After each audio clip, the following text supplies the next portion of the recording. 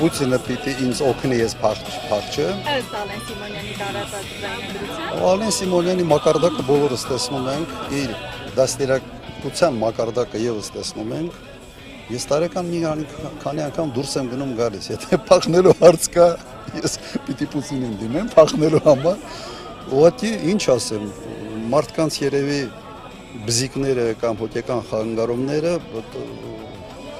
սովորաբար համարում որ դա վարակիչ չի, բայց տվյալ դեպքում ոնց որ վիրուսային բան կա, ոնց իրար շփվում են, իրար փոխանցում են։ Ընդհանրապես դա ժամանակին իրենք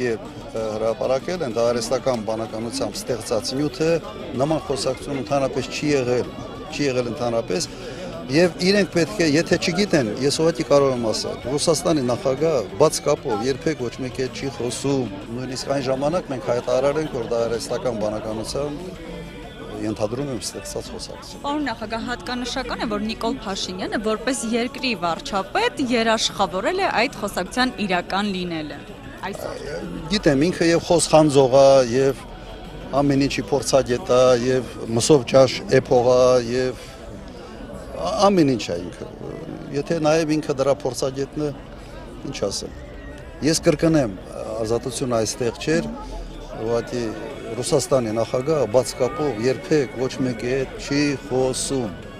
Բաց կապով դուք երբևէ խնդրել եք աջակցություն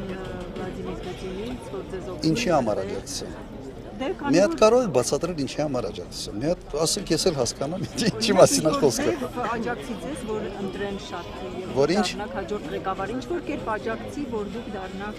հաջորդ նախագահ։ Օրինակ, կամ ինչով կարող է աջակցել։ Ես չգիտեմ, դուք ասեք ինչով կարող է աջակցել։ Դուք չգիտեք։ Իսկ եք համարում թե ես պիտի իմանամ, որովհետեւ դուք ինձանից ուզում եք, որ ես աբսուրդային ինչ որ իրավիճակներ բարձաբանեմ,